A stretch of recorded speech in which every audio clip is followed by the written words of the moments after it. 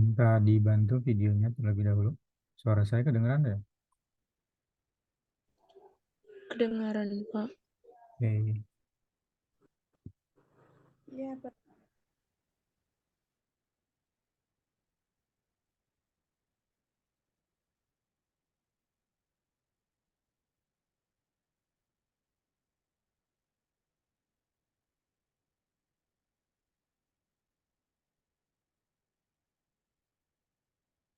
itu dua, tiga.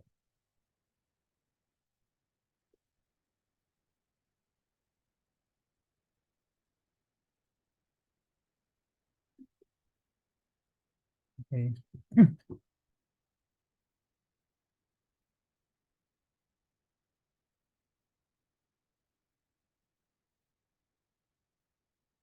Oke, terima kasih teman-teman. Oke, mungkin kita lanjutkan ya perkuliahan eh, kita pada hari ini. Mohon maaf ya minggu kemarin nggak bisa ngisi karena kebetulan lagi padat kerjaan di kantor ya sampai malam, jadi eh, nggak bisa buat ngisi di minggu kemarin. Mungkin kita sepakati atau nanti terakhir mungkin kita sepakati ya untuk penggantinya kapan. Mungkin kita mulai saja dulu untuk hari ini. Untuk yang apa namanya studi kasusnya ada kendala teman-teman semua. Kayaknya udah panjang waktunya 2 minggu, kayaknya udah banyak yang selesai. Jangan-jangan udah ada datanya udah dapat semua ya.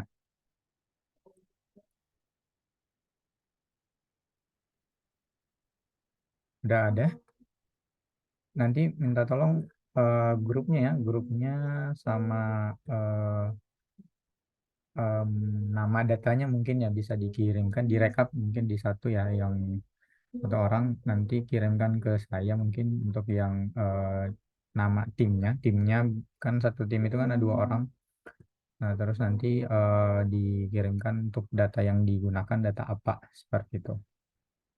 Jelas ya. Mungkin kita lanjut dulu untuk hari ini untuk mengefisienkan waktu, mungkin takutnya lewat.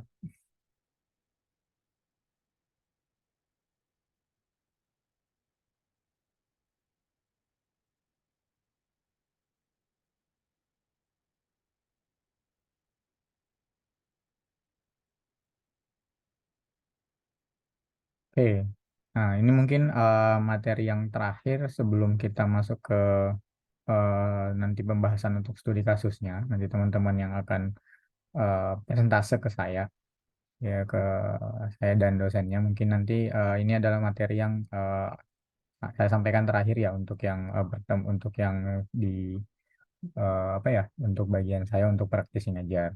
Nah, jadi untuk yang hari ini, teman-teman kita akan coba mengulas atau mempelajari atau sharingnya terkait dengan data visualization atau visualisasi data di dalam khususnya di dalam statistik ya, dalam komputasi statistik.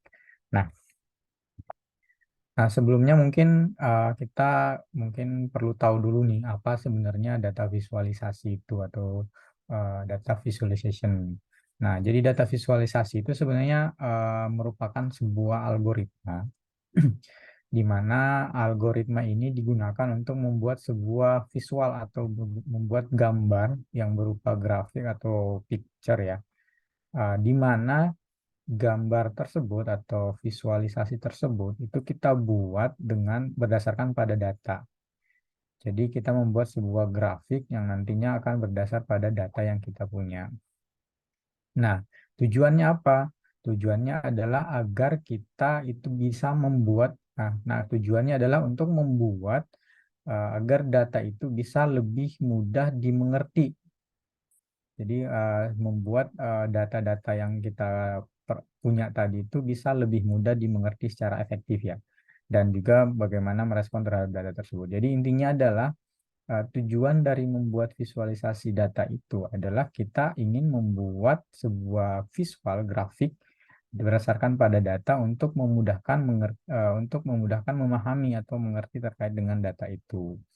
Nah, jadi kalau misalkan teman-teman ketemu dengan grafik ataupun teman-teman membuat sebuah grafik yang nggak mudah dimengerti, itu artinya grafiknya itu kurang bagus ya, atau kurang efisien ya, seperti itu. Jadi kurang efektif untuk grafiknya, karena tujuan dari visualisasi data itu adalah untuk memudahkan memperoleh informasi di dalam sebuah data. Nah, bukan semakin malah mempersulit atau misalkan membuat malah misunderstand ya, atau salah mengerti terkait dengan data. Tapi visualisasi itu tujuannya adalah untuk mempermudah. Nah, seperti itu. Nah, selanjutnya, mengapa sih kita harus melakukan visualisasi data? Kenapa nggak cukup misalkan kita sudah melakukan analisis statistik tadi, misalkan statistik deskriptif yang minggu kemarin kita pelajari, kemudian kita melakukan lagi statistik inferensial yang lebih tinggi ya tingkatannya. Kenapa kita perlu juga melakukan data visualisasi? Nah, data visualisasi ini menjadi penting itu karena data visualisasi ini itu mampu menyediakan secara cepat dan efektif cara-cara untuk mengkomunikasikan informasi. Jadi di dalam sebuah data ini kita bisa lebih cepat dan lebih secara efektif itu untuk menyampaikan atau mengkomunikasikan informasi yang ingin kita sampaikan di dalam sebuah data. Jadi itu tujuannya sebenarnya kenapa kita harus melakukan sebuah visualisasi.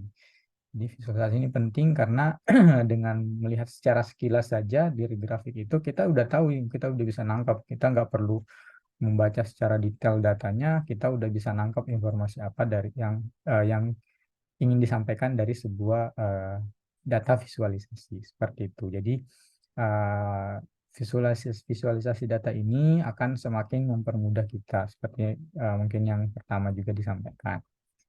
Nah, ini ada sebuah teori ya, kemarin ini ada ada teori, mungkin teman-teman juga udah pernah baca atau bahkan hampir semua udah tahu mungkin ya, terkait dengan ada sebuah jurnal yang kemarin sempat ketemu, itu terkait dengan Anscombe Quartet.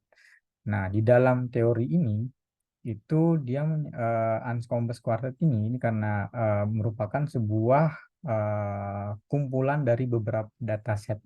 Jadi ada dataset yang terdiri dari X dan Y. Nah, karena namanya ini adalah quartet, jadi ini adalah 4 kelompok dataset. Jadi dalam Anscombe Quartet ini dia menyajikan 4 kelompok dataset. Nah, dataset apa? Dataset yang mempunyai nilai rata-rata yang sama, nilai standar deviasi yang sama, dan juga mempunyai nilai garis regresi linear yang sama. Jadi ada 4 dataset, dia punya rata-rata sama, standar deviasi sama, dan juga garis regresi sama. Tetapi kalau kita lihat secara kualitatif, itu sebenarnya 4 data yang sangat berbeda. Nah, dari sini nantinya di dalam jurnal Anscombe ini atau dalam teori Anscombe ini dia akan mengilustrasikan bagaimana pentingnya melihat sebuah data itu secara visual atau secara grafik. Jadi bukan hanya semacam basic statistik saja, kita bukan hanya melihat statistiknya saja, tetapi kita juga harus perlu melihat namanya visualisasi datanya. Jadi dari teori inilah yang mungkin pertama kali menggambarkan bahwa visualisasi data itu dibutuhkan di dalam melakukan pengolahan dari sebuah data, bukan hanya dari analisis statistik yang dibutuhkan, tetapi kita juga membutuhkan yang namanya visualisasi data. Nah, kalau kita lihat lebih lanjut, ini adalah contoh data yang dijelaskan di jurnalnya ya, di jurnal Anscombe di tahun 1973. Itu terkait dengan judulnya itu adalah Graphs in Statistical Analysis. Ini adalah 4 data set yang diberikan di dalam diberikan gambaran di dalam jurnal tersebut. Nah, yang pertama di sini ada dataset yang pertama, ini terdiri dari X, Y, kemudian ini adalah datasetnya, kemudian ada dataset kedua juga sama dari X, Y, ini datasetnya, kemudian dataset ketiga dan dataset keempat. Nah, kalau kita lihat secara sekilas, ini datasetnya ini kan pasti akan beda ya setiap kelompok dataset ini. Contohnya ini X1, X-nya 10, Y-nya 0,04. Ini 10 sama 9,01. Ini 10 sama 7,46 dan ini 8 dengan 6,58. Nah, ini adalah bentuk datanya. Nah, kalau kita lihat secara statistik, kita mau melihat min, rata-rata dari X-nya itu adalah 11 dari keempat dataset ini. Jadi rata-rata dari X ini untuk dataset 1, dataset 2, dataset 3, dan dataset 4 itu rata-ratanya adalah 11. Variansnya juga sama, 10. Jadi semua varians dari X-nya sama. Kemudian rata-rata Y-nya juga sama, 7,5. Varians dari Y-nya juga sama. Kemudian korelasinya pun dia sama, 0,816. Kemudian garis-garisnya linearnya pun sama. Nah, kalau teman-teman tidak percaya, silakan dicoba. Jadi ada ini 4 dataset ini, silakan dicoba nanti ya untuk melihat apa betul kalau keempat dataset ini punya nilai yang sama. Nah, kalau teman-teman nggak percaya, monggo silakan. Nah, ini yang dijelaskan di dalam jurnalnya. Jadi ada 4 dataset ini mempunyai secara statistik ini dia mempunyai hasil analisis atau hasil nilai statistik yang sama, sama persis. Jadi identical statistics dari mean, varian, kemudian korelasi dan regresi linear. Nah, tapi kalau kita gambarkan data ini secara visual, nah dia akan menghasilkan visualisasi seperti ini. Nah, kalau kita lihat secara visualisasi, ini adalah data yang sangat berbeda, gitu. Jadi contoh yang dataset pertama, titik-titiknya akan menyebar seperti ini. Tapi di dia garis linearnya akan sama keempat gambar ini.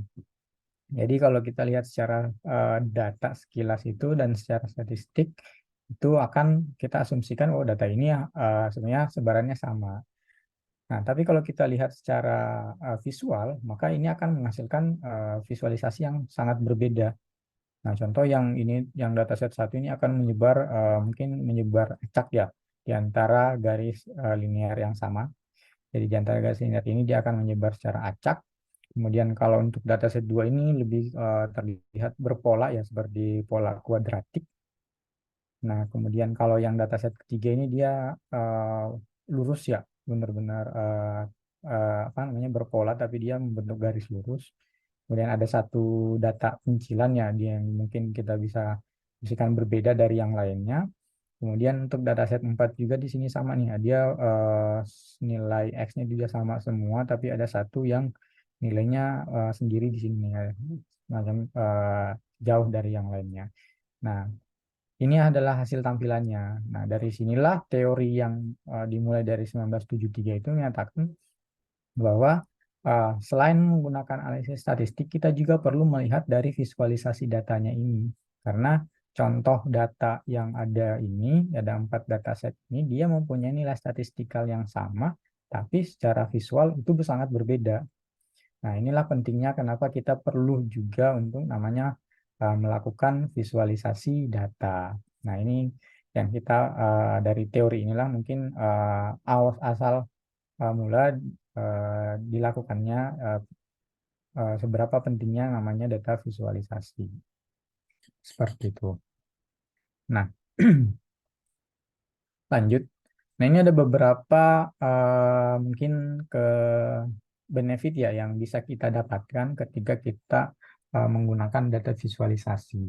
Nah, jadi yang pertama di sini mungkin kita akan lebih mudah menarik kesimpulan yang lebih baik. Jadi kita bisa menggambarkan sebuah kesimpulan yang lebih baik dari sebuah data.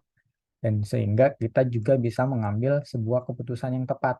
Seperti itu. Jadi dengan melakukan visualisasi data nanti akan kelihatan polanya sehingga dari situ kita bisa membuat kesimpulan yang mungkin hasilnya akan lebih baik dan bisa nantinya akan berujung pada keputusan yang lebih tepat seperti itu. Khususnya kalau misalkan mungkin teman-teman nanti di sebuah perusahaan ataupun di pemerintahan nantinya pasti akan melakukan hal yang apa ya melakukan interpretasi atau misalkan eksplorasi data tersebut dengan misalkan dengan melakukan visualisasi sehingga teman-teman dituntut untuk membuat sebuah keputusan yang tepat dari gambaran data. Nah, salah satu toolsnya itu adalah kita bisa menggunakan data visualisasi. Nah, Yang lainnya di sini mungkin hampir sama ya. Jadi kita bisa melakukan problem solving secara lebih cepat. Jadi kita melakukan pemecahan masalah itu yang bisa lebih cepat dengan adanya visualisasi data. Kemudian kita juga bisa mengidentifikasi hubungan dan polanya. Kemudian kita juga bisa melakukan tracking atau tracking itu eh, untuk melakukan tracking atau melihat dari pola dari data kita, trennya, melihat tren. Kemudian lebih mudah untuk mengkomunikasikan data tersebut karena kita bisa menampilkan dalam sebuah visual. Kemudian lebih mudah dimengerti dan juga kita bisa berinteraksi langsung dengan data. Nah, ini adalah contoh-contoh benefits yang teman-teman mungkin bisa kita dapatkan dengan melakukan visualisasi data. Nah, selanjutnya, nah ini mungkin yang teman-teman yang kemarin juga sempat yang 2 minggu kemarin berarti ya, itu 2 minggu kemarin itu tempat saya katakan juga ketika menyampaikan studi kasusnya. Jadi di dalam melakukan visualisasi data itu teman-teman bukan hanya ada data, kita bikin grafiknya, oke udah selesai. Bukan seperti itu juga, misalkan untuk melakukan visualisasi data. Tapi yang perlu dilakukan itu adalah teman-teman bisa mengerti story-nya. Nah, jadi teman-teman pahami dulu datanya. Jadi, untuk membuat cerita atau memahami dari isi dari data kita. Jadi, yang harus dilakukan itu kita harus temukan dulu nih story in your data atau pahami data kita seperti itu. Jadi, bukan hanya kita melakukan visualisasi data saja, misalkan kita punya data X, Y, Z, kita visualisasi X-nya menggunakan misalkan bar chart atau histogram atau seperti apa. Tidak seperti itu, tapi kita harus pahami data kita. Data kita ini data apa sih sebenarnya? Nah, kemudian dari situ kita bisa menarik informasi-informasi yang bisa kita visualisasikan. Nah, di dalam melakukan visualisasinya itu pun kita bisa melakukan beberapa cara ya. Ada banyak cara, ada numbers of ways. Ada banyak cara untuk melakukan visualisasi data sehingga bisa menghasilkan informasi yang lebih efisien atau kita bisa menampilkan insight dari sebuah data kita. Nah, jadi sehingga ketika kita memulai bekerja dengan sebuah data, yang penting adalah kita melakukan identifikasi dan mengerti story dari data kita. Jadi kita harus mengerti nih, mengidentifikasi dan mengerti story dari sebuah data dan hubungannya seperti itu. Nah, sehingga ketika kita memahami data kita, kita bisa mengetahui informasi apa yang dikandung di dalam data dan untuk melakukan dan apa ya memberikan gambaran kepada kita visualisasi apa yang bisa kita lakukan untuk menyampaikan pesan. Jadi untuk kita akan bisa dengan mudah memilih bentuk visualisasi data kita ketika kita akan setelah memahami data yang kita pilih misalkan yang akan kita olah seperti itu. Contohnya di sini kita ingin mengolah tren dari sebuah data. Nah, ini contoh datanya ketika ada data ice cream ya berdasarkan waktu. Jadi misalkan ada penjualan ice cream berdasarkan waktu, maka kita bisa melihat trennya nih. Oh, kita ingin melihat eh, dari tren apa namanya misalkan dari data penjualan es krim ini kira-kira di bulan apa sih misalkan penjualan es krim kita itu akan semakin banyak misalkan kalau misalkan saat ini ya musim panas itu mungkin apakah ketika musim panas itu penjualan es krim gitu kita es krim itu akan semakin meningkat seperti itu. Nah, selain itu ada korelasi juga nih korelasi misalkan kita ingin melihat antara nah yang tadi apakah ada korelasi antara es krim penjualan es krim dengan temperatur atau suhu lingkungan, suhu udara. Nah, kemudian ada outlier. Nah, kita juga bisa melihat apakah ada outlier dari data kita seperti itu. Nah, ini adalah bentuk-bentuk uh, bagaimana kita menemukan menarik informasi dari sebuah data dan menggambarkannya untuk menyajikan dalam sebuah grafik yang mudah dimengerti seperti itu. Jadi intinya adalah bagaimana kita menceritakan data kita dengan menggunakan visualisasi seperti itu. Nah, ini ini ada perbandingan ya, ini saya kutip dari sebuah materi ya. Nanti teman-teman kalau mau lihat apa namanya lengkapnya di sini ada, saya sudah sertakan linknya. Jadi sebenarnya hampir sama ya. Jadi ini saya kutip dari paparan tersebut. Jadi ada perbandingan ini contoh adalah perbandingan antara workflow antara kondisi ideal dan misalkan kondisi real life ketika kita akan melakukan visualisasi data. Nah, jadi secara idealnya itu kalau teman-teman ingin melakukan visualisasi data, yang pertama yang harus dipikirkan, yang pertama yang harus kita cari tahu adalah tipe data kita. Jadi kita punya tipe data apa saja sih yang kita punya. Jadi kita harus kenal dulu nih data kita ini tipenya apa aja. Nah, karena setiap visualisasi data itu akan bergantung pada tipe data yang kita punya. Jadi nggak semua visualisasi itu bisa dilakukan untuk semua jenis data. Jadi kita harus kenal dulu tipe data kita. Nah, kemudian setelah itu kita melakukan yang namanya eh, apa yang kita inginkan dari data tersebut. Nah, contoh tadi misalkan data es krim tadi, kita ingin apa sih yang kita ingin informasi apa yang ingin kita ambil dari data tersebut. Nah, ini yang tahap selanjutnya akan kita lakukan. Nah, ketika kita sudah tahu tipe datanya, kemudian kita sudah tahu apa yang ingin kita tarik dari informasi apa yang ingin kita tarik dari data tersebut, barulah kita memilih teknik atau tools yang akan kita gunakan untuk melakukan visualisasi datanya. Seperti itu. Ini contohnya, jadi secara kompleksnya mungkin kita pertama melakukan processing data dan transformasi sampai ke dapat hasilnya. Nah, ketika dapat hasilnya pun ternyata kita masih merasa kurang puas. Nah, artinya kita perlu melakukan teknik yang lain, misalkan seperti itu. Atau kita ingin mengubah tujuan, misalkan yang awalnya kita ingin melihat trennya, tiba-tiba tujuannya berubah, maka kita harus kembali ke langkah kedua, yaitu kita identifikasi lagi apa yang ingin kita tarik atau informasi apa yang ingin kita ambil dari data tersebut.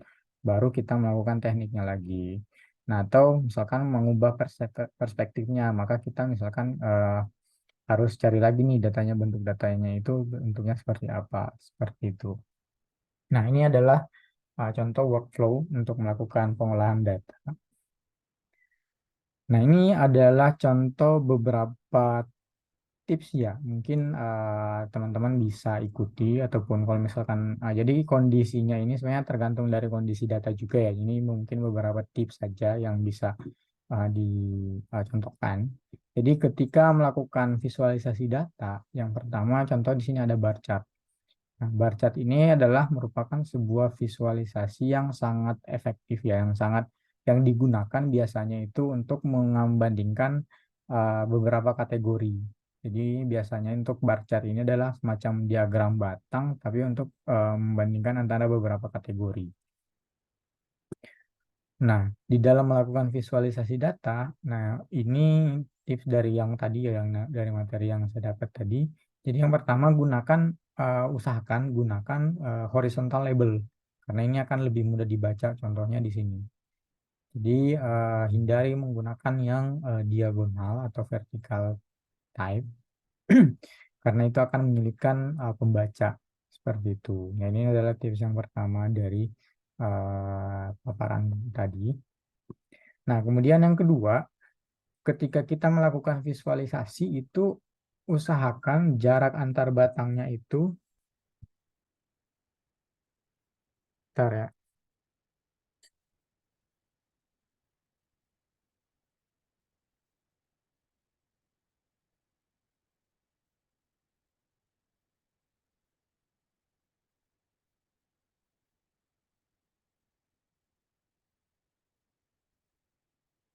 Oke.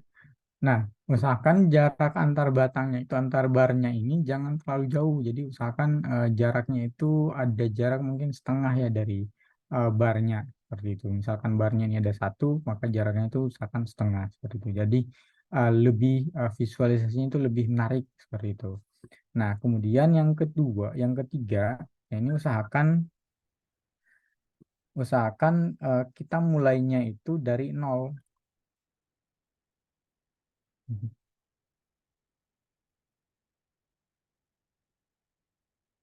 Oke, jadi usahakan kita mulainya dari nol karena ketika kita mulai misalkan ini mulainya dari 50. Nah, ini akan mungkin saja akan memberikan persepsi atau persepsi terhadap data kita. Contohnya ini bisa kelihatan agak jauh ya antara bar satu, kategori satu dan kategori 2. Tetapi pada kenyataannya ini selisihnya cuman kecil ya, seperti itu. Nah, kemudian gunakan misalkan di sini kita menggunakan konsisten color ya. Jadi kalau misalkan kita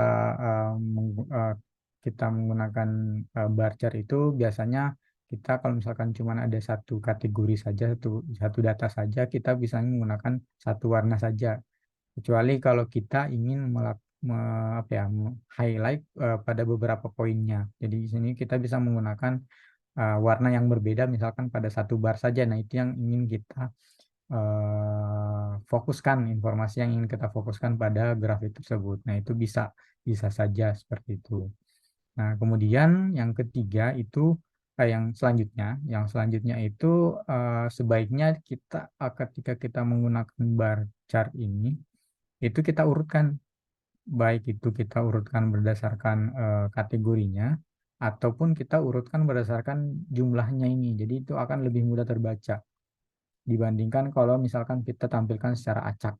Jadi kalau misalkan kita tampilkan dari yang tertinggi, maka itu akan lebih mudah kita melihat pola dari datanya. Oh, ternyata yang tertinggi itu pada kategori A misalkan, atau yang paling rendah itu misalkan pada kategori E, seperti itu. Ini adalah beberapa tipsnya, mungkin yang nantinya bisa menghasilkan visualisasi yang lebih informatif ya. Nah, selanjutnya ada pie chart. Nah, ini untuk pie chart, jadi sebenarnya hampir sama ya. Jadi kita ingin membuat sebuah informasi pie chart ini, kita berikan gambaran menggunakan pie ya, dari beberapa kategori. Nah, yang pertama itu eh, gunakan mungkin visualisasi pie chart ini sebaiknya digunakan untuk data-data yang kategorinya itu paling banyak mungkin 5. Karena ketika kategorinya akan semakin banyak itu jadi informasinya itu kan semakin sulit ya untuk ditangkap. Seperti itu contoh yang sebelah kiri ini, ketika kategorinya banyak maka informasinya akan semakin sulit untuk dibaca. Jadi pembaca itu atau misalkan orang yang ingin kita sampaikan itu maka akan sangat sulit untuk mendapatkan informasi melalui pie chart ini ketika kita menggunakan kategori yang sangat banyak. Misalkan itu maksimal 5 chart. Nah, misalkan contohnya di sini di contoh ini yang untuk kategorinya dikelompokkan menjadi satu kategori itu di others seperti itu.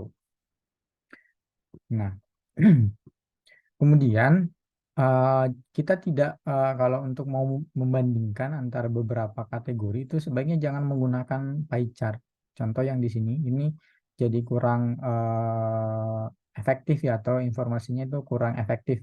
Nah, sebaiknya kita menggunakan bar chart tapi menggunakan stack seperti ini akan lebih mudah kelihatan. Contoh di sini nih, untuk yang warna biru ini ternyata di kategori yang sebelah sini nih lebih tinggi dibandingkan dengan yang kategori misalkan kategori A seperti itu. Nah, jadi pie chart ini sebaiknya digunakan cuma untuk satu data saja, tidak untuk dibandingkan dengan beberapa chart seperti ini. Nah, kemudian sebaiknya kita, nah ini pasti ya, kalau misalkan ini contohnya kita harusnya sih kalau misalkan teman-teman pakai tools atau apa, itu harusnya udah 100% totalnya nih. Nah, ini kan karena PyChart ini kan harusnya dia totalnya itu adalah 100% seperti itu. Nah, kemudian selain itu eh, sebaiknya juga ketika kita menggunakan PyChart ini kita melakukan pengurutan juga nih, misalkan dari kategorinya ini yang kita tampilkan yang paling tinggi. Jadi yang paling tinggi dari satu, dua, kemudian tiga sampai ke yang paling kecil urutannya. Jadi seperti itu. Jadi contoh yang lainnya eh, satu, dua, tiga sampai ke lima seperti itu. Nah, kemudian ada line chart. Nah, line chart ini sebenarnya hampir sama. Jadi kalau line chart ini kan lebih ke uh, untuk menggambarkan visualisasi yang bentuknya time series ya, untuk menggambarkan waktu. Jadi biasanya digunakan ini untuk apa ya, untuk yang semacam tren dari sebuah data. Nah, tipsnya hampir sama. Jadi yang pertama itu sebaiknya kita mulai dari angka 0. Nah, untuk memberikan gambaran yang lebih baik. Kemudian kita sebaiknya tidak menggunakan lebih dari 4 baris. Nah, ini contohnya. Kalau kita misalkan banyak garis di dalam satu line chart, itu akan informasinya akan banyak yang miss juga. Nah, ini akan menumpuk sehingga informasi yang kita dapatkan itu eh, akan sangat sulit untuk menangkap informasi dari grafik tersebut. Nah, teman-teman bisa menggunakan misalkan di grouping ya, misalkan ada 2 bar, jadi satu barnya itu ada 2 line seperti itu.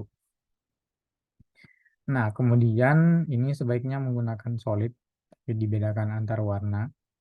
Nah, kemudian yang terakhir ini, yang berikutnya itu sebaiknya kita menggunakan labelnya itu. Kalau misalkan untuk lebih mudahnya itu, lebih efisiennya itu adalah kita langsung menempelkan pada misalkan pada lainnya seperti ini. Jadi akan lebih mudah terbaca. Nah, selanjutnya ini adalah kita menggunakan apa namanya? Aksisnya atau y-aksisnya itu sesuai dengan kondisi yang di datanya, jadi tidak jadinya tidak cenderung pendek grafiknya, jadi kondisinya sesuai dengan kondisi yang ada di data. Kalau misalkan nilai maksnya sekian, yaitu nilai aksisnya harusnya sebaiknya seperti itu. Nah, untuk scatter plot, ini untuk scatter plot untuk scatter plot di sini, nah ini biasanya kita memberi untuk apa ya, membuat plot atau eh, grafik yang berdasarkan pada 2 set data. Contoh yang tadi ya, yang di teorinya Anscombe tadi. Nah, itu biasanya kita menggambarkan untuk 2 kategori data numerik ya. Nah, seperti itu untuk melihat korelasi antara dua data. Nah, yang pertama mungkin sama, jadi sebaiknya kita mulai dari 0, jadi sehingga kelihatan di sini bentuknya grafiknya eh, lebih informatif. Nah, kemudian kita juga bisa menambahkan variabel. Misalkan di sini ada titik-titiknya, ini akan besar bulatannya itu akan sesuai dengan data variabel yang kita tambahkan. Misalkan dari jumlah penduduknya atau misalkan data-data yang lain. Ini akan menyesuaikan eh, plot-plotnya seperti itu. Nah, contoh yang lain ini kita bisa menambahkan garis trennya. Kemudian kita juga sebaiknya tidak menggunakan lebih dari 2 trend line di dalam sebuah grafik seperti itu. Nah, itu mungkin terkait dengan teknik-teknik visualisasi data. Sedikit sharing terkait dengan teknik-teknik visualisasi data. Nah, selanjutnya kita akan coba membuat visualisasi. Kalau kemarin mungkin kita langsung menggunakan ya yang eh,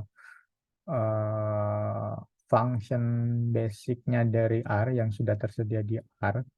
Jadi sekarang coba kita menggunakan membuat visualisasi data menggunakan ggplot2. Oh, ini typo, sorry. ggplot2. Nah, di sini di dalam ggplot2 itu ada beberapa tipe geom yang bisa kita gunakan. Nah, teman-teman juga nanti bisa di apa namanya, di lamannya ggplot2 juga sudah ada cheat sheet ya. Sudah ada cheat sheet di sana, teman-teman bisa basisnya dari sana juga. Ini sekilas saja. Jadi teman-teman bisa gunakan ada geom histogram, ada density, ada point, kemudian ada misalkan kolom dan lain-lainnya. Ini ada beberapa geom yang bisa teman-teman gunakan sesuai dengan kebutuhan grafik teman-teman seperti itu. Kalau misalkan mau untuk bar chart, misalkan kita menggunakan geom kolom, atau misalkan untuk kebutuhan poin-poin atau scatter plot kita bisa menggunakan geom point. Jadi nantinya akan sesuai dengan kebutuhan teman-teman. Nah, sedikit gambaran terkait dengan ggplot2. Jadi di dalam ggplot itu sebenarnya kita semacam membuat layers-layers di dalam sebuah visualisasi atau grafik yang ingin kita buat. Nah, di dalam ggplots itu umumnya itu dikenal ada 7 layers ini. Jadi kalau misalkan ini bisa dimodif sendiri, misalkan mau ditambahkan layers-layers lain itu eh, nggak masalah. Tapi secara umum ini ada 7 layers yang ada di dalam ggplot 2. Nah, di dalam membuat sebuah plot di dalam ggplot 2, layers yang pertama yang harus kita buat itu adalah datanya. Jadi layers yang pertama itu adalah data yang paling bawah. Jadi ini semacam kalau teman-teman sering pakai Photoshop ya, yang pakai layer-layers itu. Nah, Photoshop mungkin seperti itu. Jadi urutannya itu dari yang paling bawah itu adalah layers data. Nah, layers data ini adalah apa? Layers data ini adalah kita apa ya, mendefinisikan data yang akan kita gunakan. Jadi di dalam layers data ini nanti kita akan menuliskan data yang akan kita gunakan. Nah, selanjutnya layers yang kedua adalah aesthetic. Nah, aesthetic ini atau biasanya di dalam fungsinya itu adalah AS.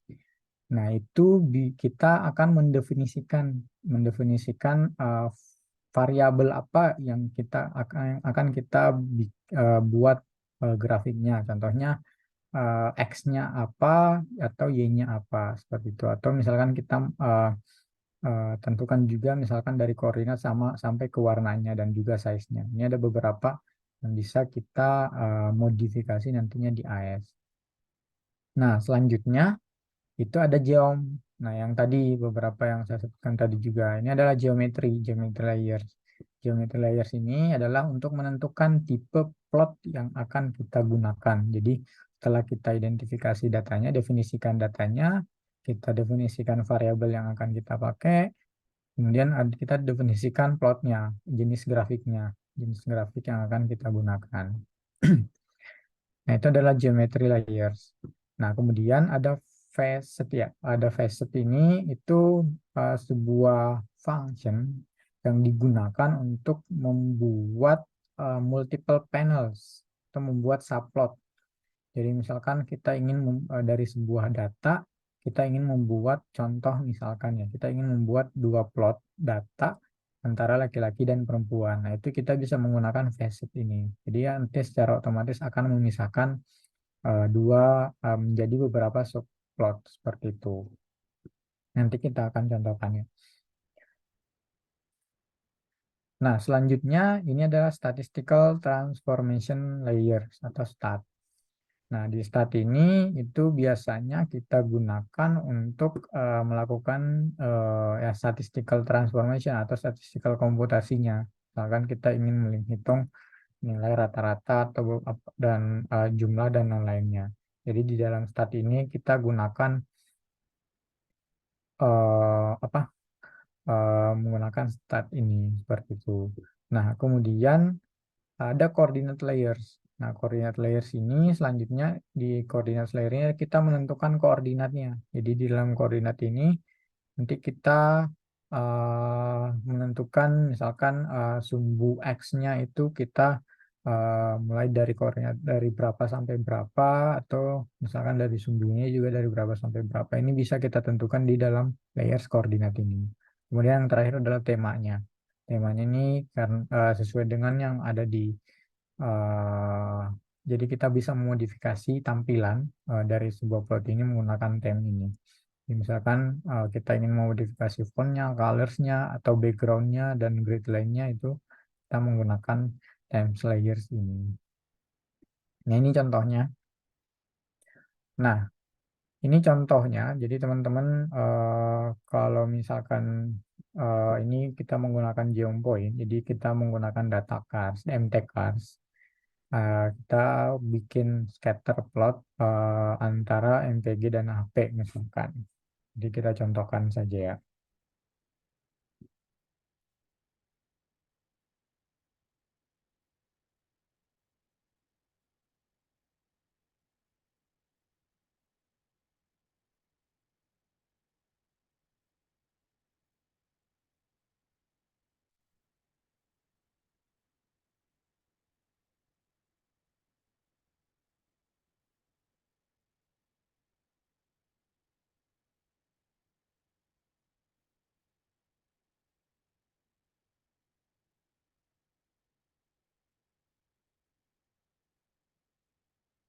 Oke,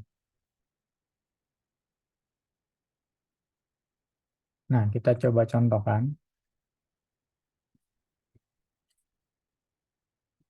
Library ggplot2.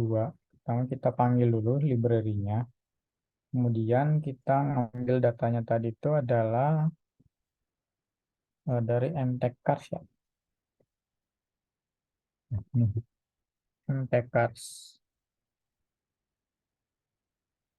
Nah, ini kita punya, misalkan kita samakan saja biar enak. Ini DB. Jadi ini ada DB-nya. Itu adalah data mtcars di mana ada beberapa kolom, variabel dari mpg, cl, display, kemudian HP sampai ke cars. Nah, ini yang akan kita gunakan. Jadi datanya totalnya ada 32 observasi. Nah, kita coba bikin plotnya.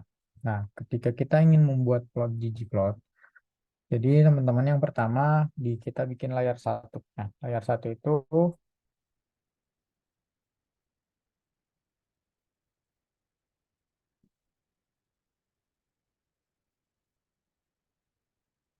layer satu pertama kita bikin datanya dulu nih data.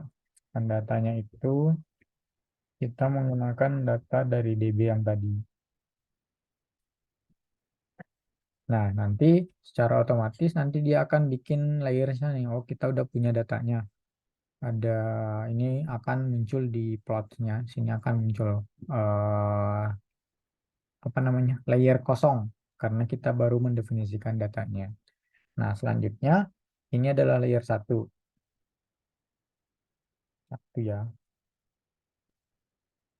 Nah, selanjutnya setelah layer satu kita definisikan di layer 2-nya. Di layer 2 itu kita tambahkan tadi, oh, sorry. Di layer 2 itu kita tambahkan AS-nya tadi. Nah, AS-nya itu kita misalkan ngambil X-nya itu adalah apa tadi kita pakainya? MPG sama HP ya. Ada MPG, G-nya adalah HP. Misalkan seperti ini. Ini berarti layar satu dan 2.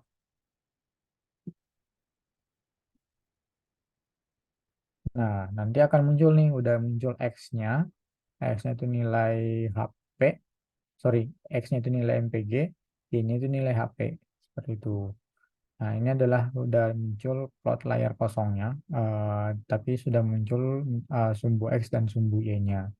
Nah, selanjutnya, setelah kita buat tadi mana tadi estetiknya, sekarang kita tentukan geometrinya, geomnya. Nah, selanjutnya adalah kita menentukan kita akan membuat geom, kita akan membuat scatter plot. Nah, untuk fungsi berikutnya teman-teman bisa pakai ini tambah ya. Kalau di ggplot itu bisa menggunakan tambah.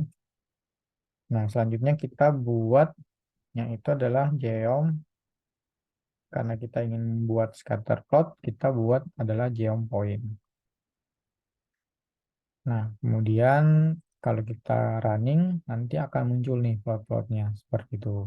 Jadi udah secara otomatis ini akan menampilkan plot dari apa? Dari MPG dan HP seperti itu.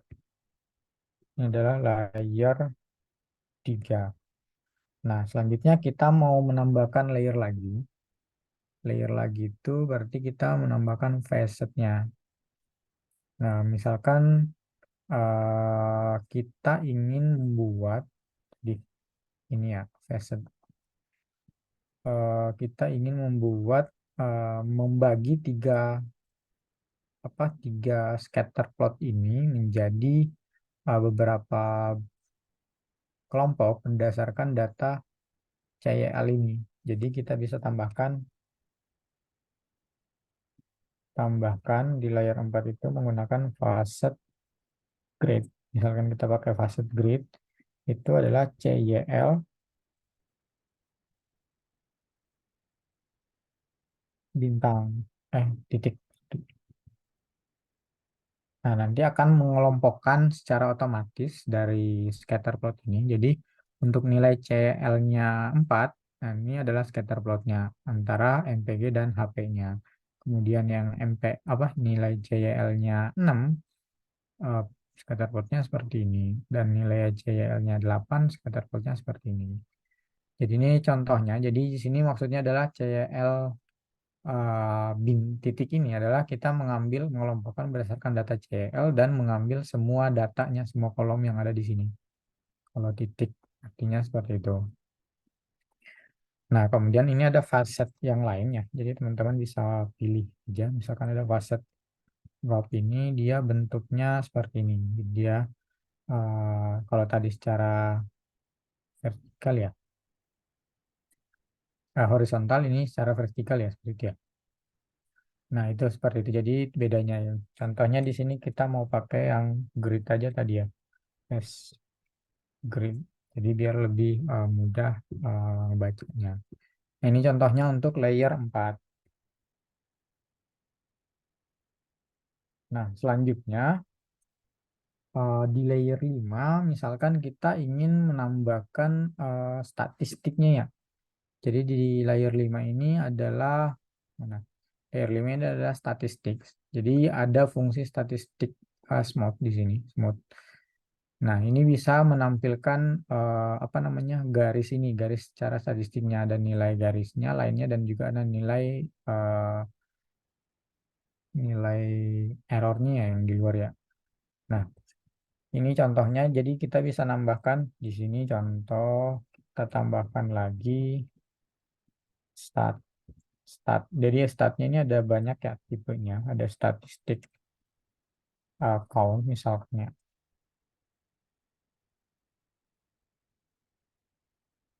Sorry, statistik count itu nggak bisa di sini. Geom count, statistik sum.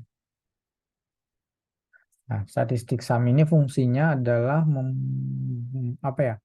Membedakan ya ukurannya antara yang jumlahnya lebih banyak ini nanti akan lebih banyak, lebih gede bulatannya. Nah, seperti itu. Jadi ini akan menampilkan jumlahnya per masing-masing poin-poin ini. Berarti di sini ada dua, sedangkan yang lain ini satu. Seperti itu. Nah, kemudian yang kalau yang tadi itu kita pakainya adalah statistik smooth. Dia akan muncul seperti yang di eh, paparan tadi. Nanti akan muncul garis smooth. Dia bikin garis smooth di dalam setiap-tiap titik ini. Seperti ini. Nah, ini contoh untuk yang layer 5.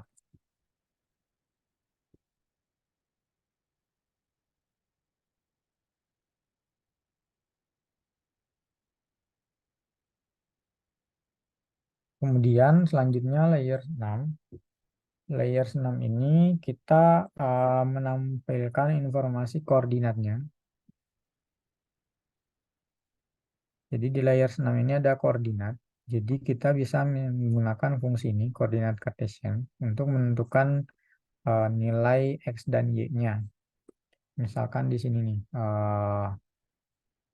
kita tambahkan lagi uh, koordinat Cartesian. Kemudian kita pakainya itu adalah Y. Limnya itu misalkan kita ngambilnya dari 0 sampai misalkan berapa ya?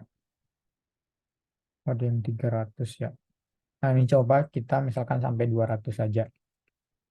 Nah, nanti akan hasilnya seperti ini. Yang di atas ini kepotong. Jadi, koordinat Cartesian ini untuk menentukan nilai Y-nya. Nah, kita ngambilnya dari 0 sampai 100. Nah, karena ini kepotong, misalkan kita ngambilnya tetap dari 0 sampai 300. 300 ini masih ada yang kepotong di atas tadi. 350. Nah, nilai Y-nya pun, nilai X-nya pun sama, kita bisa tambahkan juga. Itu X lim sama dengan C 0 sampai 35 misalkan. Nah, nanti hasilnya seperti ini. Jadi kita menentukan nilai X dan Y-nya bisa menggunakan koordinat Cartesian. Ini untuk layer 6. Nah, nah, terus terakhir layer terakhir adalah tema. Nah, temanya ini kita bisa menggunakan beberapa tema ya. Nanti teman-teman silakan diekspor. Tema itu kita misalkan ini kita menggunakan tema black white. Nanti hasilnya akan seperti ini. Jadi gridnya dia jadi hitam putih ya. Ada tema-tema yang lain misalkan klasik. Klasik itu hasilnya seperti ini. Jadi nanti teman-teman silakan di ekspor saja tema-temanya. Misalkan kita mau menggunakan yang tema black and white aja.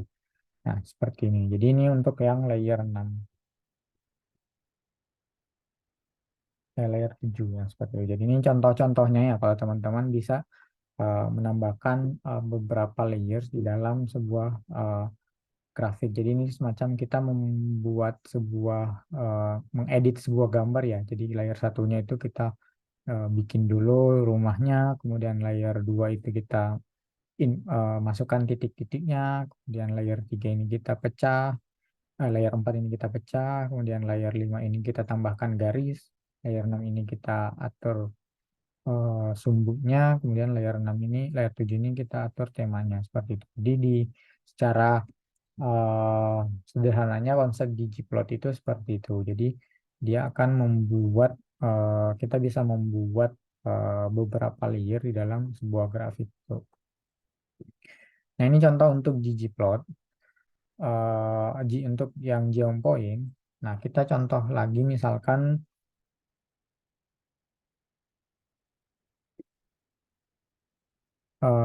ini untuk yang bar. Nah, ini untuk yang bar. Contohnya kita misalkan menggunakan data yang sama, MTech cars.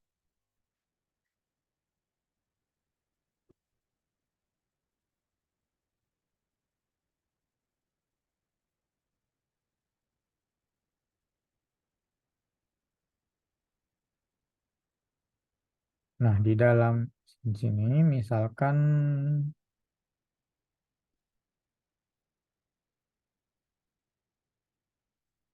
nah untuk yang selanjutnya misalkan kita mau membuat plot, itu misalkan ggplotnya itu adalah datanya DB, kemudian kita mau buat bar plotnya itu untuk yang CYL tadi ya.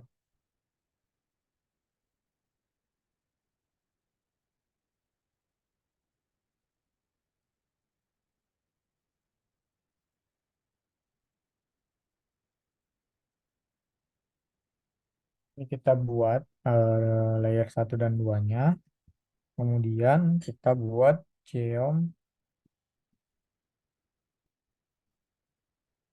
bar. Nah, nanti akan muncul seperti ini. Nanti akan akan membuat ada 3 bar ya tadi karena ada 3 kategori untuk CL tadi, yaitu 4, 6, dan 8. Ini ada 4 barnya seperti ini, ada 6 barnya seperti ini, dan ada 8 barnya seperti ini. Nah, kemudian misalkan kita ingin memodifikasi lagi nih untuk yang geombar ini. Misalkan di ini udah layer 3, misalkan kita mau mengubah warnanya. Jadi mengubah warnanya itu kita bisa berikan field, misalkan warnanya itu kita ambilnya misalkan dark red, nanti akan muncul seperti ini. Jadi ini tipe-tipe warnanya silakan diekspor ya. Teman-teman kayaknya udah tahu ya. Kurang tahu ada nggak ya? Nggak ada ya. Ya cuma nyoba-nyoba aja.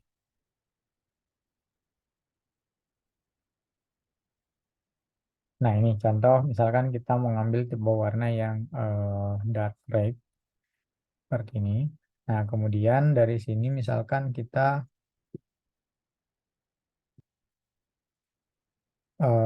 ingin membuat misalkan 2 bar ya. 2 barnya itu kita ngambilnya dari kategori AM tadi. Kan kita mau buat seperti yang di sini. Jadi kita membuat satu CL itu ada dua bar lagi. Ini ada yang AM-nya, ada 0 dan 1. Nah, contohnya berarti kita di sini bisa menggunakan field-nya itu adalah berdasarkan AM.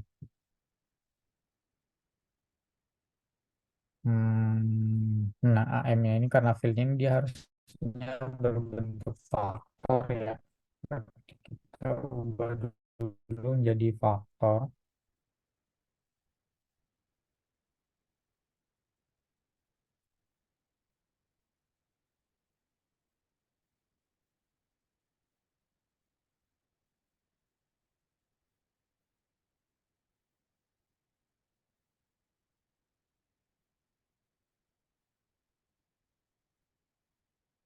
Hmm, hmm, hmm, hmm.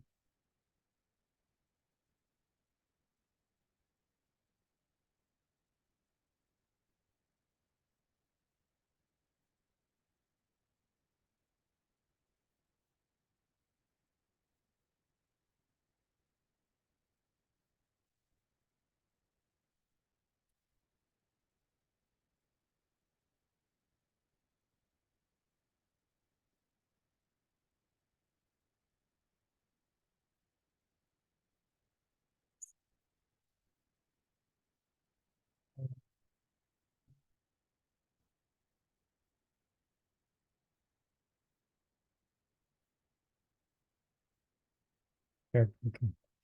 Nah, kalau untuk field yang tadi itu berarti kita pakainya seperti ini ya. Tambahkan AS di sini.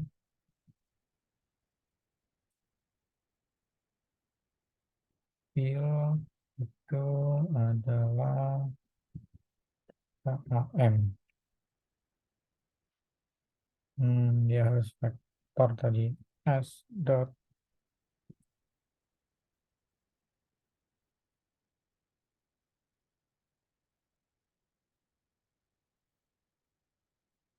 lebih. Satu, dua, tiga kurang satu.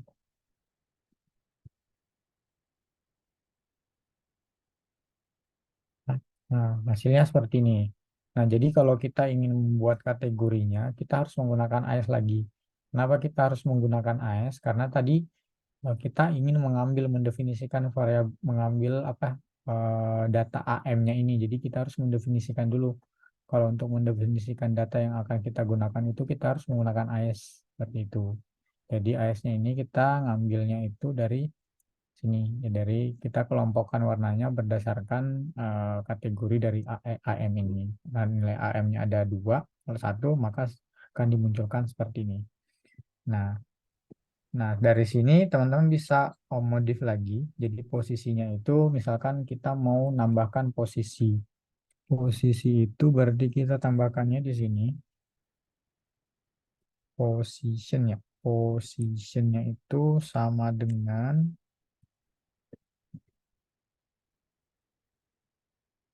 Dodge. Kalau Dodge ini dia akan menampilkan bar yang seperti ini. Jadi dia dijajarkan di antara 0, 1. Jadi akan kelihatan untuk kategori nolnya itu dia jumlahnya berapa, untuk yang satunya berapa. Seperti ini mungkin untuk yang geom bar. Untuk teman silakan nanti diekspor lebih lanjut untuk geom barnya. Nah, selanjutnya untuk geom histogram. Geom histogram sama, hampir sama. Jadi contoh di sini kita ingin menggunakan data MPG ya. Jadi data MPG kalau untuk histogram, geom, sorry, gigi, plot, data, EB, AS, X-nya adalah MPG, nanti akan muncul, sorry, DB, muncul seperti ini, kemudian kita buat histogramnya.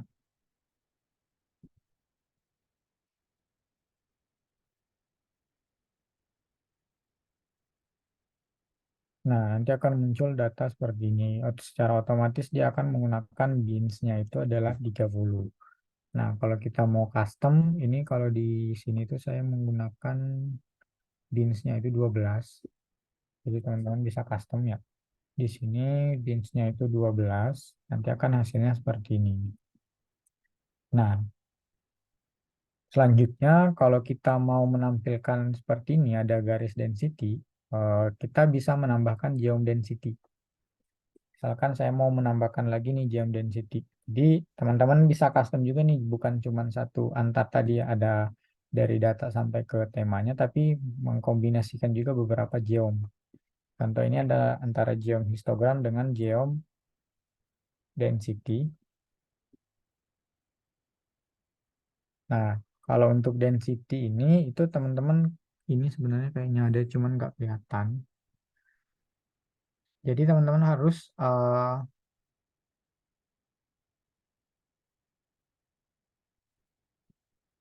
mengubah di barnya ini tuh menjadi probability karena density kan nilainya antara 0 dan 1 ya untuk yang chartnya. Jadi di sini harusnya dia ada mungkin tapi nggak kelihatan. Saya coba colornya itu ganti red.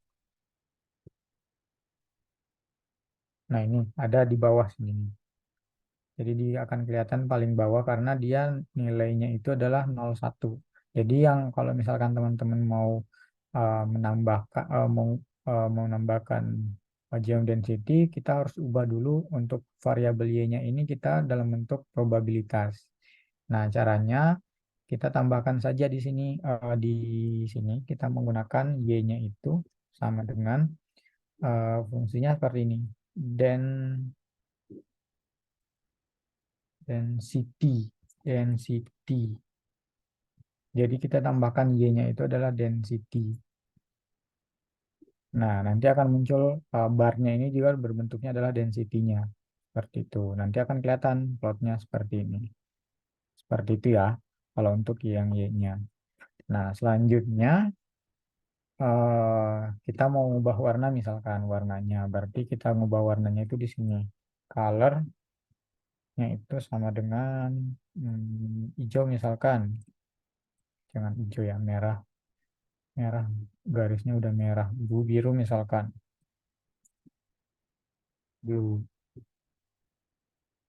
Sorry, kalau color ini dia mengubah garisnya, warna garis luar. Kalau kita mau dalamnya itu kita pakainya fill. Ini terlalu terang ya. Kita pakai yang dark aja biar nggak terlalu silau. Nah, ini hasilnya seperti ini. Nah, sekarang selain itu kita juga bisa menambahkan di sini contohnya saya tambahkan garis min sama garis mediannya. Nah, kemarin kan kita udah tahu ya, kalau udah tahu cara menghitung min. Jadi menghitung minnya itu seperti ini. Jadi kalau kita mau tambahkan garis lagi, berarti kita pakainya adalah yang tadi ini, ada geom vertical line. Jadi ada geom v-line. Misalkan kalau geom v-line ini, berarti kita pakainya ini, interceptnya itu adalah apa namanya, rata-rata dari MPG. Kita copy saja, misalkan seperti ini. Jadi x-intercept, interceptnya itu adalah rata-rata dari MPG-nya seperti itu. Nah, nanti akan muncul seperti ini. Nah, misalkan kita custom lagi warnanya, colornya ini sama dengan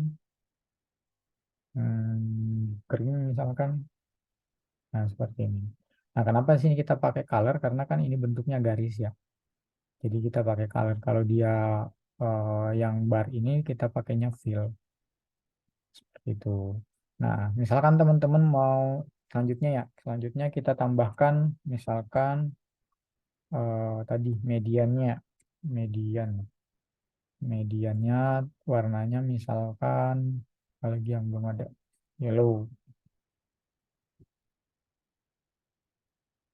Nah, seperti ini. Nah, teman-teman misalkan mau bikin garisnya itu, ini kan garis vertikal. Ini kalau misalkan mau bikin garis horizontal, tinggal ditambahkan saja. Sorry. Kalau garis horizontal ya hampir sama. Kalau garis horizontal berarti kita pakainya ini line. Kemudian misalkan garisnya ini saya mau taruh di 0,5 ya, 0,05. Tinggal kayak gini aja.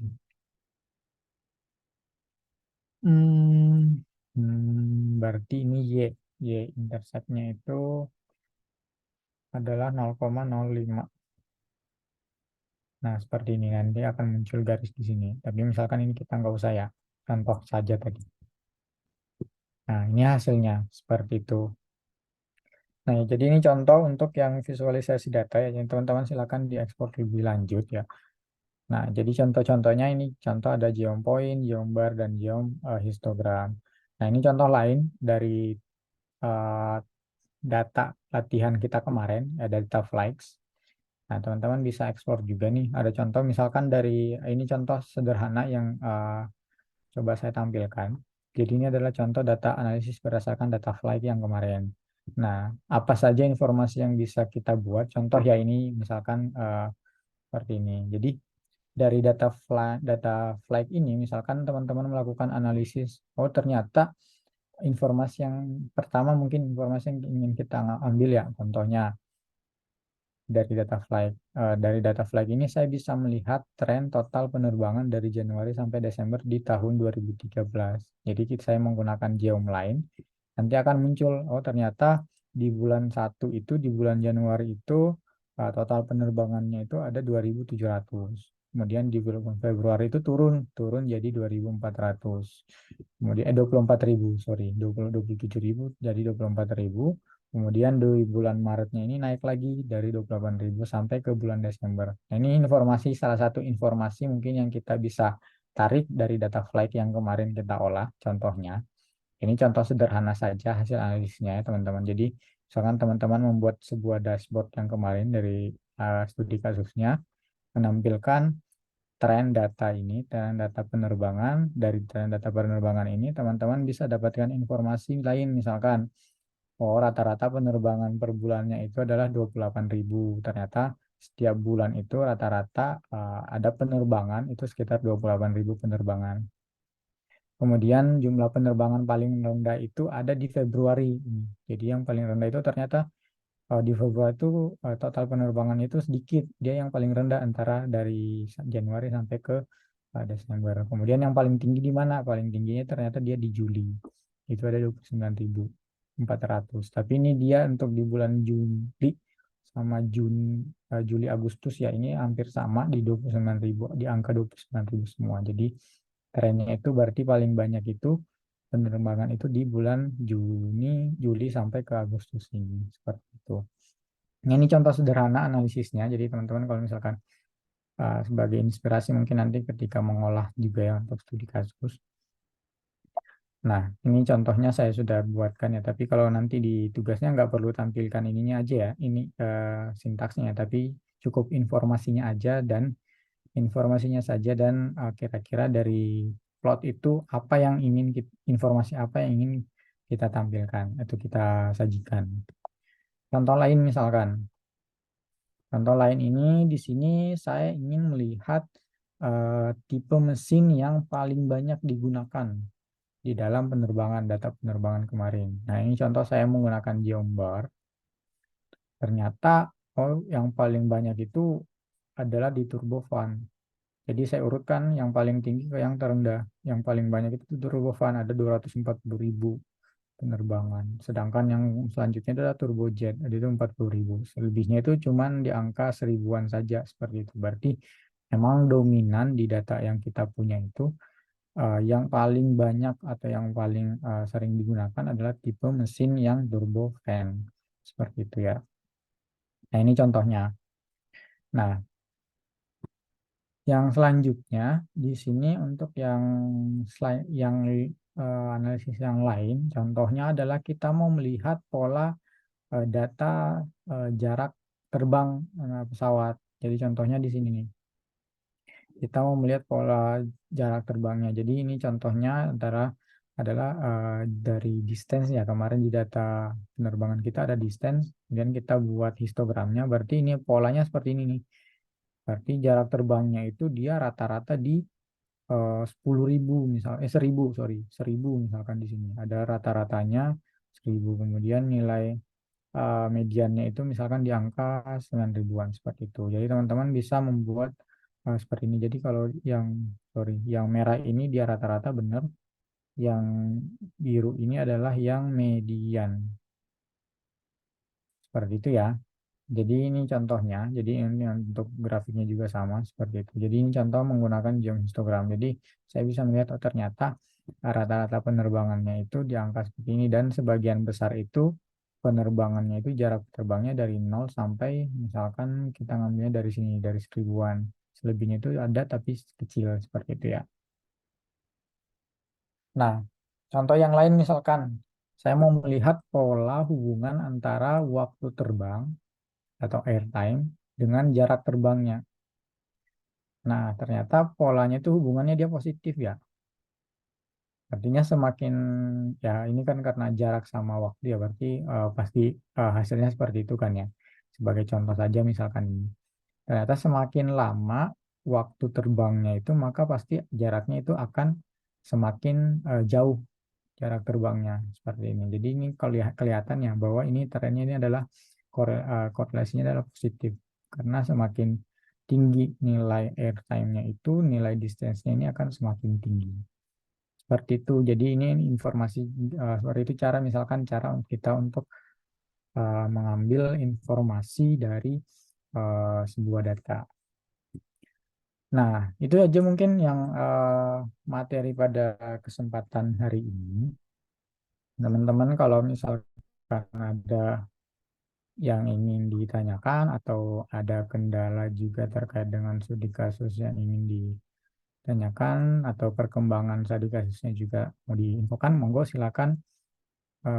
Untuk saat ini mungkin seperti itu ya teman-teman. Nanti untuk yang visualisasi data ini mungkin bisa sambil untuk latihannya teman-teman bisa sambil latihan untuk di studi kasusnya saja. Jadi latihannya nanti sekalian di studi kasusnya saja teman-teman terapkan visualisasinya di dalam studi kasus nantinya. Oke, itu mungkin materinya teman-teman. Mudah-mudahan bisa memberikan insight ya di visualisasi data dan membantu teman-teman untuk mengolah sebuah data dan memvisualisasikannya. Mungkin itu materi hari ini. Teman-teman ada yang ingin ditanyakan sampai saat ini? Nggak ada? Belum Sudah ada, Pak. belum ada, Kak. Oke, belum ada ya. Oke, oke. Nah, kalau gitu terkait dengan studi kasusnya gimana? Sudah ada timnya semua ya? Sudah ada semua?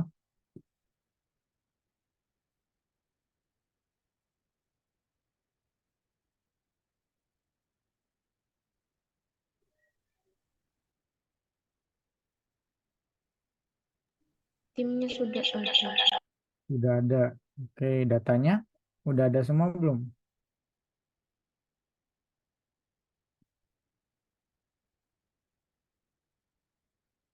Ada yang belum punya data?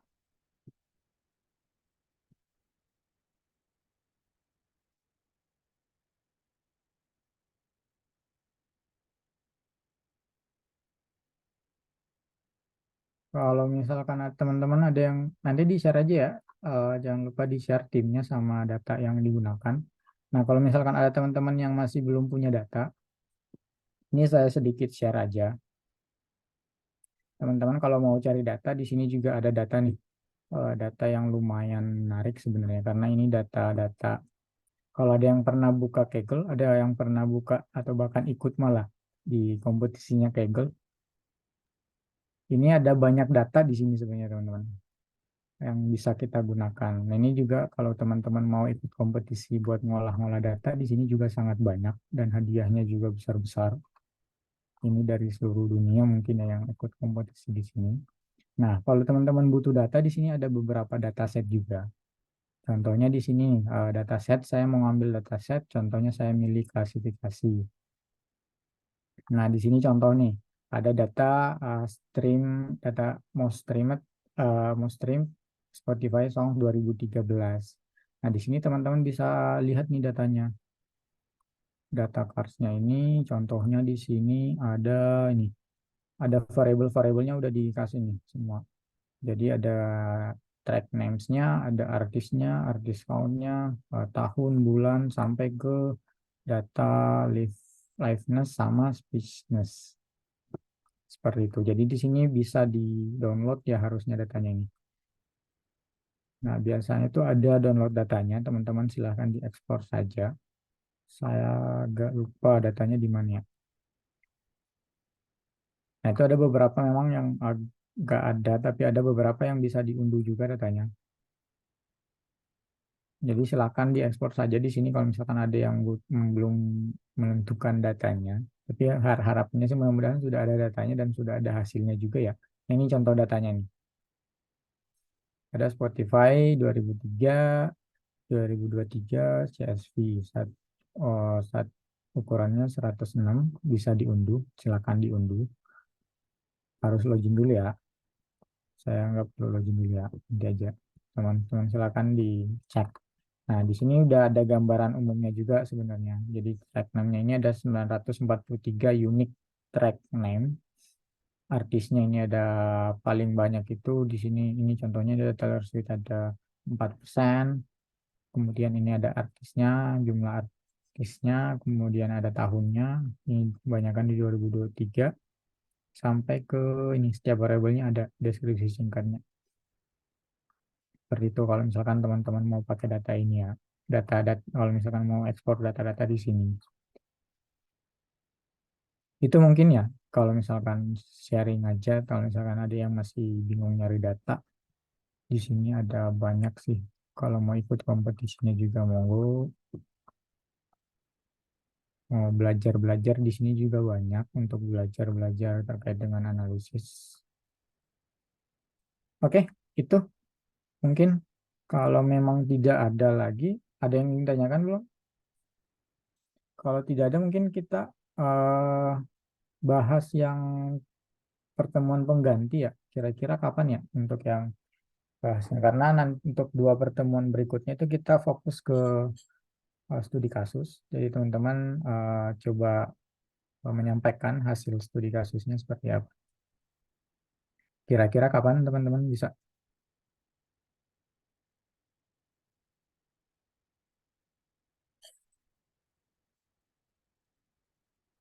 Ada yang mau request kalau minggu ini di hari apa kira-kira?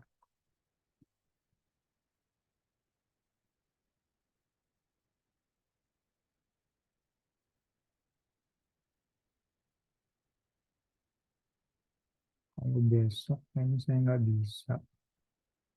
Besok hari Jumat paling ya. Bisa nggak ya teman-teman?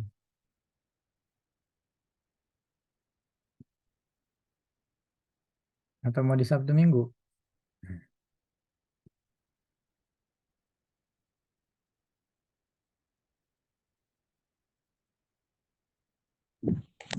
Kalau hari Jumat itu jam berapa ya, Pak? Apakah tetap malam? Eh, Waktunya sih enaknya sih malam ya karena kalau di malam bisa nggak jam 7 seperti sekarang? Mohon maaf, Pak. Saya nggak bisa kalau Jumatnya waktunya malam.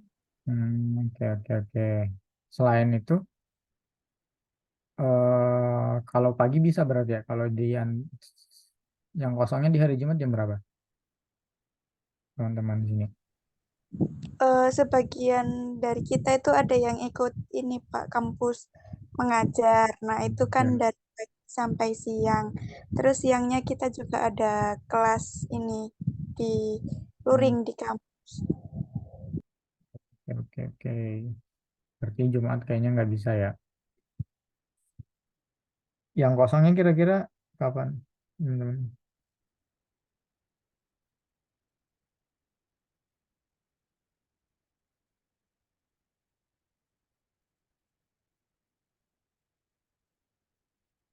Atau minggu depan kita dua pertemuan di minggu depan kalian. Kalau misal minggu depan Mulainya jam berapa ya, Pak? Hmm, ya mungkin sama di jam 7 malam.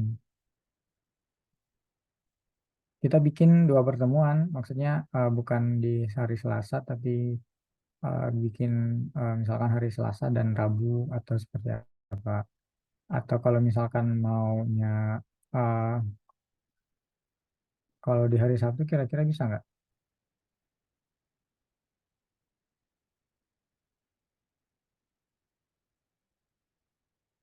Gimana? Nggak bisa ya? Sabtu jam berapa ya, Pak? Sabtu bebas, fleksibel saya kalau hari Sabtu.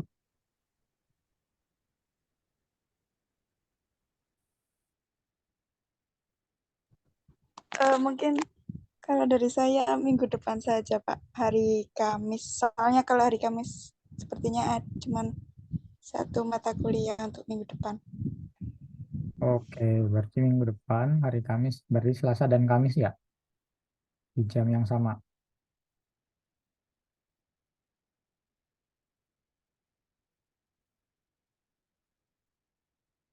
Oke, Eh, iya, tapi untuk jamnya mungkin nggak tahu ya, Pak. Karena di mata kuliah yang hari Kamis itu malam juga. Tapi oh, jamnya itu kayak, iya.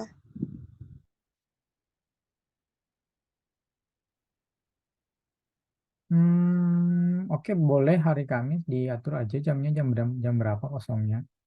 Nanti karena mungkin eh, udah nanti teman-teman ya yang fokus persentase, jadi mungkin saya bisa sambil kerja juga di kantor.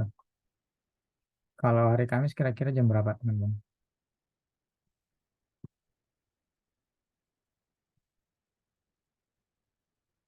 Kosongnya jam berapa?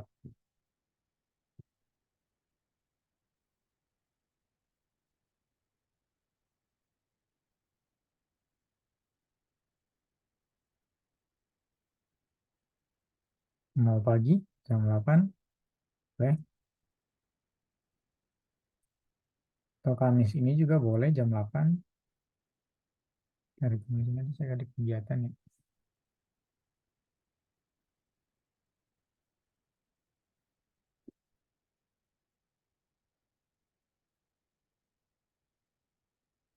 Gimana teman-teman?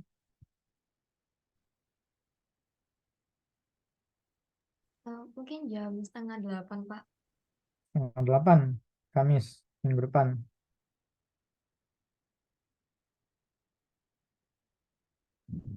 Iya, Bapak, mungkin setengah 8 malam. Setengah 8 malam, apa pagi? Eh, Malam, karena Kak paginya itu masih ada kegiatan kampus mengajar itu, Oh, Bapak, dari oke, oke. iya. Bukannya katanya Kamis malam ada kuliah juga yang tadi. Soalnya biasanya itu kuliahnya juga bisa dimulai dari jam 5 kadang habis maghrib juga. Jadi kayak nggak pasti gitu, Pak. Oh, oke, oke, oke, oke. Berarti kita nanti di info aja yang buat hari Kamisnya ya, minggu depan ya. Apa hmm, Kamis minggu depannya di info aja kalau misalkan mata kuliah yang satunya masuknya jam 5 kita berarti mulainya setelah mata kuliah itu. Tapi kalau misalkan mata kuliahnya itu mulainya malam, misalkan jam 7 malam, berarti kita mulainya sebelum itu ya, gimana?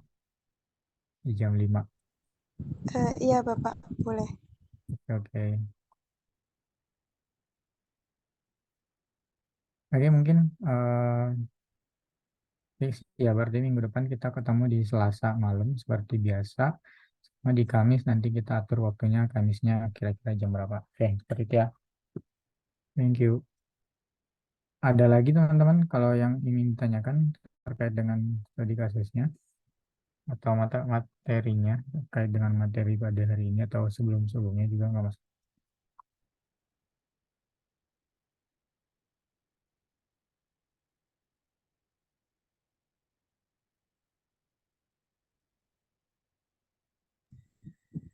Belum ada, Bapak, kalau dari saya.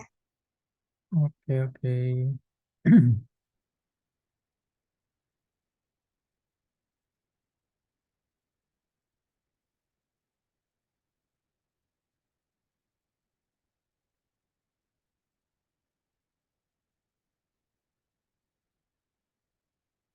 Oke, kalau memang nggak ada, nanti minta tolong ya dari siapa yang biasanya ketua tingkat apa ketua apa ya? Misalnya kalau saya bahasanya dulu ketua tingkat, mungkin dikumpulin nama-nama timnya sama datanya biar saya coba eh, ada gambaran terkait dengan apa namanya studi khusus teman-teman dan minta ditentukan juga ya teman-teman minggu depan itu yang akan eh, share terkait dengan hasil studi kasusnya siapa saja dan untuk minggu depannya siapa. Karena kayaknya nggak cukup ya kalau misalkan seminggu. Jadi dibagi dua ya antara minggu depan itu siapa yang akan sharing. Nanti disepakati aja ya. Nanti dari mungkin dari ketua tingkatnya yang bagi seperti itu ya. Nanti hasilnya di-share ke saya aja, teman-teman. Saya berikan eh, ininya ke ketua tingkatnya aja ya. Kalau memang agak sulit nanti share namanya di secara acak gitu kalau saya pilih di minggu depan seperti itu. Terserah teman-teman maunya seperti apa. Secara acak atau ditentukan dari ketua tingkatnya. Seperti itu aja sih. Oke, kalau memang tidak ada untuk pertemuan ini mungkin cukup sampai di sini mungkin ya. Kalau memang tidak ada pertanyaan dari teman-teman, kalau nggak ada kendala lagi di studi kasusnya.